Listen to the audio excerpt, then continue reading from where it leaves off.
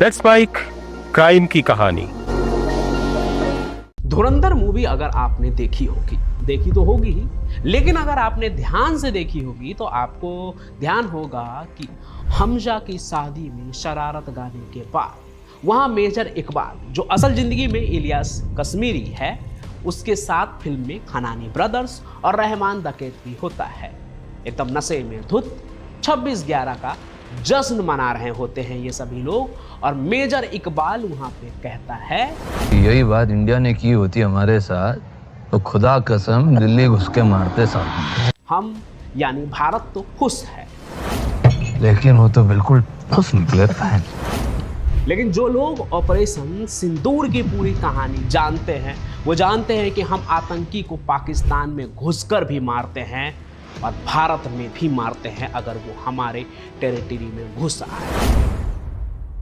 और बस इतना है कि वो मासूम को मारते हैं, और हम मासूम को नहीं बल्कि आतंकियों को निशाना बनाते हैं। आज हम आपको एक ऐसे ही ऑपरेशन की कहानी सुनाने जा रहे हैं, पूरी कहानी ऑपरेशन महादेव की, जिसमें पहलगाम हमले के बाद बदला लेने के लिए पाकिस्तानी आतंकियों को ढूंढ कर मारा गया। ये सिर्फ एक मिशन की कहानी नहीं है, ये बेगुनाहों के खून के उस हिसाब की कहानी है जिसे न्यू इंडिया ने घर में घुसकर भी पूरा किया, और हमारे घर में जो छिपे थे उन्हें भी ढूंढ कर मारा। तो आइए उस कहानी को शुरू करते हैं एकदम शुरू से। एक इंसान है, उसने उसको गोली मार दी।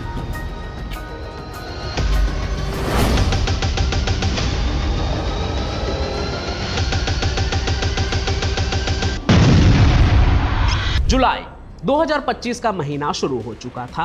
पहलगाम में हिंदुओं को चुन कर मारने की घटना को 2 महीने हो चुके थे, और कश्मीर में मानसून अपनी पूरी रफ्तार पकड़ चुका था। पहाड़ों पर भारी बारिश हो रही थी, जिससे तापमान में भारी गिरावट आ गई थी। हालांकि भारत ने 22 अप्रैल के पहलगाम हमले के 15 दिनों में ही ऑपरेशन सिंदूर के जरिए अपना जवाब दे दिया था। लश्कर और जैश के कई कैंप्स मिट्टी में मिल गए। खबरों के मुताबिक करीब 100 से ज्यादा आतंकी मारे गए थे। प्रधानमंत्री और गृह मंत्री का रुख बिल्कुल साफ था कि इस बार सिर्फ कड़ी निंदा नहीं होगी, बल्कि ऐसी कार्रवाई होगी जिसे दुश्मन की आने वाली नस्लें भी याद रखेगी। लेकिन पहलगाम हमले को अंजाम देने वाले सुलेमान शाह उर्फ हाशिम मूसा और उसके 2 साथी अबू हमजा और यासिर अभी भी छुपे हुए थे। ये वही लोग थे जिन्होंने बैसरन की हसीन वादी में आते ही अंधाधुंध गोलियां चलाई, सबको बंधक बना लिया, फिर सबको एक लाइन में खड़ा कर दिया। इसके बाद उन्होंने एक एक करके सबका धर्म पूछा, और जो लोग हिंदू थे उन्हें वहीं सबके सामने घुटनों पर बैठाकर गोली मार दी थी। तो इन आतंकियों के पीछे लगी इंडियन आर्मी की चिनार कोर ने इनको खोजने के लिए अपनी रणनीति बदल दी थी। उन्होंने तकनीक से ज़्यादा ह्यूमन इंटेलिजेंस पर भरोसा जताया। सेना जानती थी कि जंगल में अगर कोई हलचल होती है तो वहाँ के खनाबदोशों यानी गुज्जर बकरवालों की नज़रों से नहीं छिप सकती है। ये चरवाहे जंगल के चप्पे चप्पे से वाकिफ होते हैं। इसी छानबीन में भारतीय सेना की सिग्नल कोर ने एक सैटेलाइट फोन का सिग्नल इंटरसेप्ट किया। ये सिग्नल सिर्फ चंद सेकंड के लिए ही ऑन हुआ था और फिर बंद भी हो गया, लेकिन हमारे एक्सपर्ट्स के लिए ये चंद सेकंड ही काफ़ी थे। उन्होंने उस लोकेशन को ट्रायंगुलेट कर लिया। लोकेशन आ रही थी श्रीनगर के पास हरवन और तारा इलाके के ऊपर लिडवास के घने जंगलों में। लिडवास दाचीगाम नेशनल पार्क के अंदर का वो इलाका है जो लगभग 3000 मीटर की ऊंचाई पर है। यहाँ कोई सड़क नहीं जाती, सिर्फ खतरनाक पगडंडियाँ है जो बारिश में मौत का रास्ता बन जाती है। जैसे ही ये लोकेशन ट्रेस हुई, नॉर्दर्न कमांड में हलचल मच गई। प्लान तैयार था, अब बस उसे अंजाम देना बाकी था। इस मिशन के लिए सबसे बेहतरीन जवानों को चुना गया। 4 पैरा एसएफ यानी कि स्पेशल फोर्सेज, उसके साथ जम्मू कश्मीर पुलिस का स्पेशल ऑपरेशंस ग्रुप और सीआरपीएफ की वैली QAT को भी जोड़ा गया। ये एक ज्वाइंट ऑपरेशन था जहां गलती की गुंजाइश 0 थी। ऑपरेशन का नाम रखा गया ऑपरेशन महादेव। ये नाम न केवल भगवान शिव के नाम पर था जो संहार के देवता है, बल्कि उस महादेव पीक के नाम पर भी था, जो इस इलाके का सबसे ऊंचा पॉइंट है। और लक्ष्य सिर्फ एक था, लश्कर ए तैयबा और द रेजिस्टेंस फ्रंट के उन तीनों खूंखार भेड़ियों को मार गिराना, जो सरहद पार पाकिस्तान से सिर्फ एक ही मकसद लेकर आए थे, भारत में दहशत फैलाना और बेगुनाहों का खून बहाना। 27 जुलाई की रात आसमान में घने काले बादल छाए हुए थे। चांद की रोशनी को भी बादलों ने कैद कर रखा था। मेजर विक्रम अपनी टीम को लीड कर रहे थे। उन्होंने अपनी टीम को 2 हिस्सों में बांट दिया, अल्फा और ब्रावो। अल्फा टीम सामने से चढ़ाई करने वाली थी, जबकि ब्रावो टीम पहाड़ के दूसरी तरफ से घूमकर पीछे का रास्ता ब्लॉक करने वाली थी। ये एक classic hammer and anvil tactic थी, यानी कि एक तरफ से हथौड़ा मारो और दूसरी तरफ निहाई पर रखकर कुचल दो। चढ़ाई इतनी खड़ी थी कि कई जगह जवानों को रस्सियों का सहारा लेना पड़ा। एक छोटी सी फिसलन और सीधे हजारों फीट नीचे खाई। लेकिन हमारे कमांडोज के इरादे हिमालय से भी ऊंचे थे। रात के करीब 3 बज रहे थे। शरीर ठंड से सुन्न हो रहा था, लेकिन नसों में दौड़ रहा एड्रेनलिन जवानों को गर्म रखे हुए था। तभी अल्फा टीम के लीड स्काउट ने हाथ उठाकर रुकने का इशारा किया। उसने अपने थर्मल इमेजर में कुछ देखा था।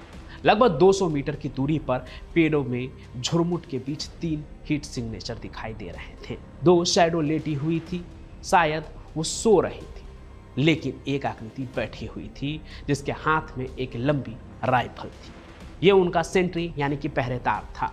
मेजर विक्रम ने स्नाइपर को पोजीशन लेने का इशारा किया। स्नाइपर ने अपनी लॉन्ग रेंज राइफल को सेट किया, साइलेंसर चेक किया और अपनी सांस रोक ली। उसका निशाना उस पहरेदार के सिर पर था। 1 इंच की भी गलती पूरे मिशन को खतरे में डाल सकती थी। तब जंगल में एक सूखी टहनी टूटने की आवाज आई, शायद हवा या किसी जानवर से। वो पहरेदार चौकन्ना हो गया। उसने अपनी राइफल उठाई और अंधेरे में घूरने लगा।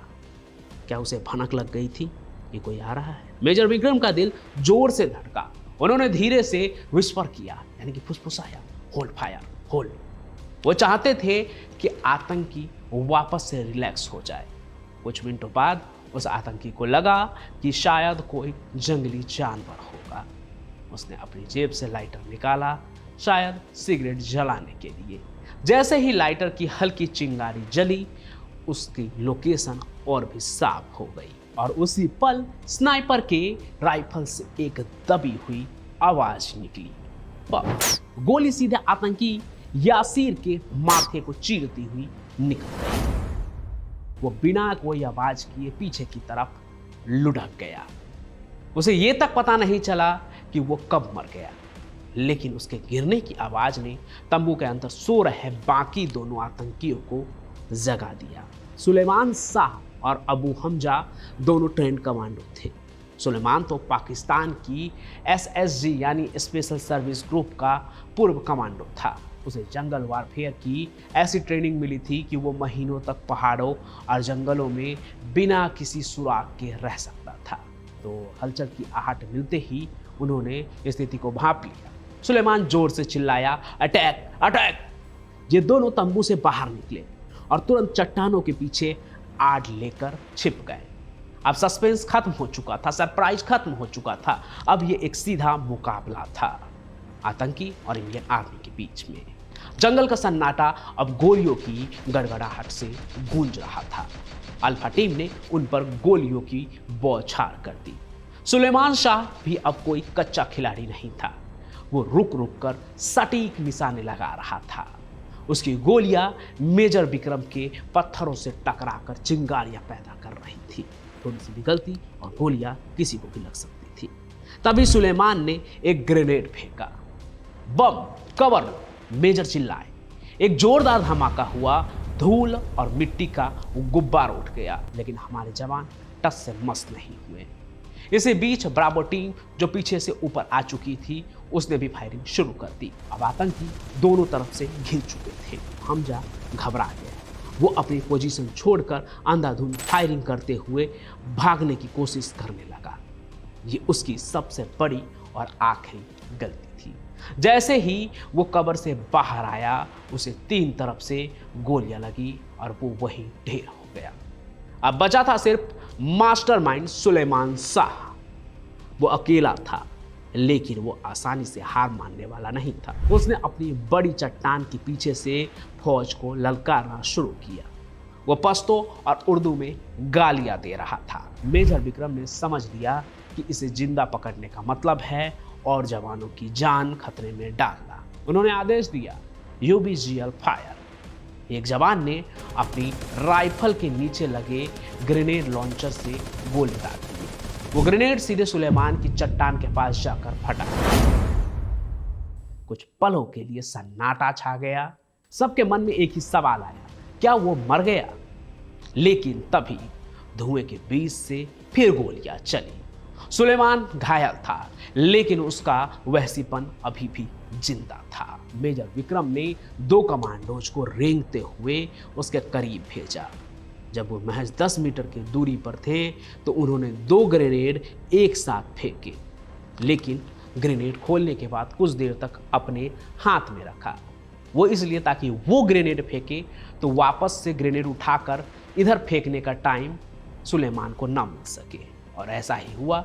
2 ग्रेनेड उसके तरफ गिरा, बूम बूम। इस बार धमाकों के बाद कोई जवाबी फायरिंग नहीं हुई, सिर्फ कराने की एक हल्की सी आवाज आई और फिर सन्नाटा। जब धूल और धुआं शांत हुआ तो 2 जवान अपनी बंदूकें ताने हुए उस चट्टान की तरफ बढ़े। वहां सुलेमान शाह मिट्टी और खून से सना हुआ पड़ा था। उसकी आंखों में अब वो खौफ जम चुका था जो उसने बैसरन वैली में मासूमों को दिया था। जवान ने उसकी नब्ज चेक की और मेजर की तरफ थम्स अप किया। Target down.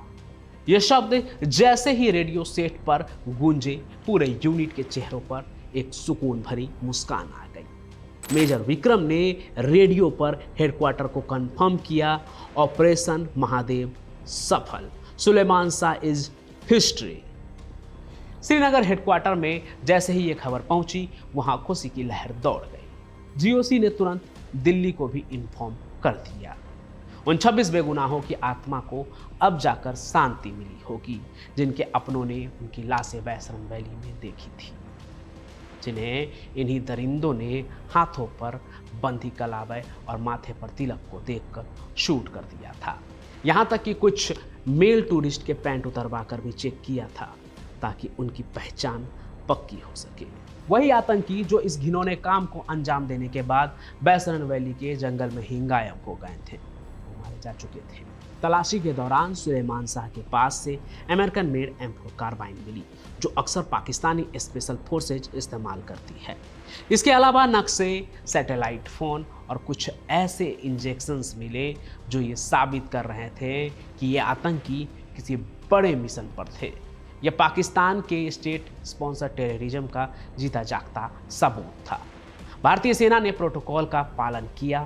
आतंकियों के शवों को सम्मान के साथ पुलिस के हवाले किया गया, पंचनामा हुआ और फिर DNA टेस्ट के जरिए उनकी पहचान की पुष्टि भी की गई।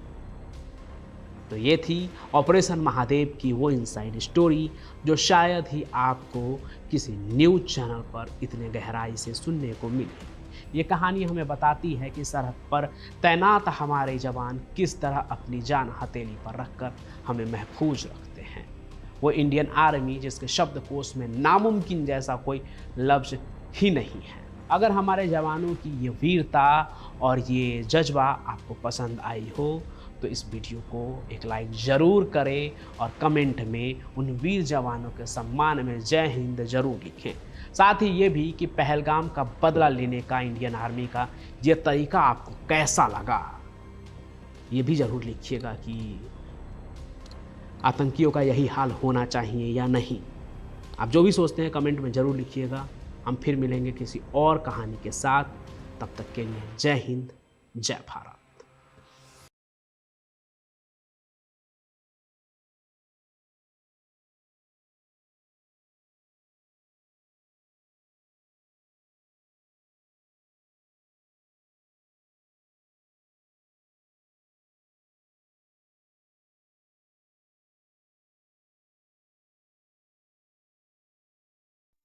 आप सुन रहे थे let's mind more than radio. Follow कीजिए हमें हमारे सोशल मीडिया प्लेटफॉर्म्स पर।